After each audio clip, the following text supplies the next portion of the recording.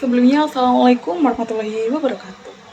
Perkenalkan, saya Zili Rosa Zahrina dari kelas PGMIC dengan NIM 2032484.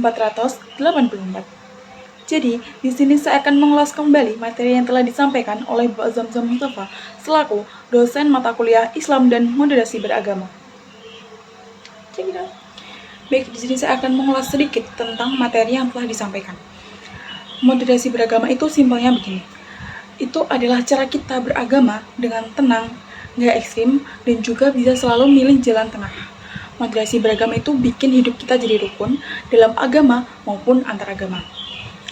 Simpelnya gini, moderasi beragama itu ngajarin kita buat nggak berlebihan, nggak ekstrim, dan juga bisa saling menghormati. Nah, dalam moderasi beragama itu ada dua jenis. Yang pertama, moderasi internal, dan yang kedua, moderasi eksternal. Moderasi internal sendiri itu adalah contohnya perbedaan jumlah rakaat sholat tarawih pada bulan Ramadan. Kalau kita pakai moderasi, sebelumnya jumlah sholat tarawih kan ada yang menggunakan 8, ada yang 20. Kalau kita pakai moderasi, jumlah rakaat tersebut tidak dipeributkan sama sekali. Tetapi niat kita sama, yaitu tetap ibadah. Nah, selanjutnya ada moderasi eksternal, itu sikap saling menghargai antar agama. Contohnya, ketika ada agama lain yang sedang merayakan hari besar mereka, kita sebagai muslim itu seharusnya menghargai dan juga tidak mengganggu acara mereka. Terus kenapa moderasi beragama itu penting?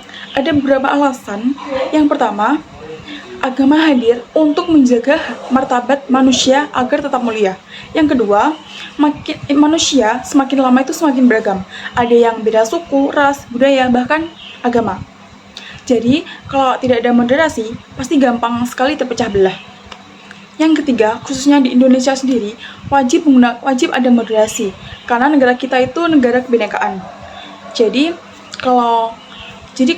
moderasi itu gunanya untuk mempersatukan kita. Lalu dijelasin juga, pola moderasi itu selalu di tengah-tengah. Ada yang ekstrem kiri dan juga ekstrem kanan. Nah, kalau ekstrem kiri itu adalah kelompok yang bebas sebebas-bebasnya tanpa aturan agama. Contohnya, kelompok liberalisme dan juga kelompok LGBT, yang dimana mereka itu sering sekali memicu perpecahan karena dianggap terlalu bebas. Selanjutnya ada ekstrem kanan yang dibagi menjadi 3, ada eksklusivisme, ada ekstremisme, dan juga radikalisme. Yang pertama ada eksklusivisme, kelompok yang dianggap selalu menutup diri. Mereka hanya mau bergaul dengan kelompoknya saja. Misalnya LDI, MTA, Ahmadiyah, DDI, dan lain sebagainya.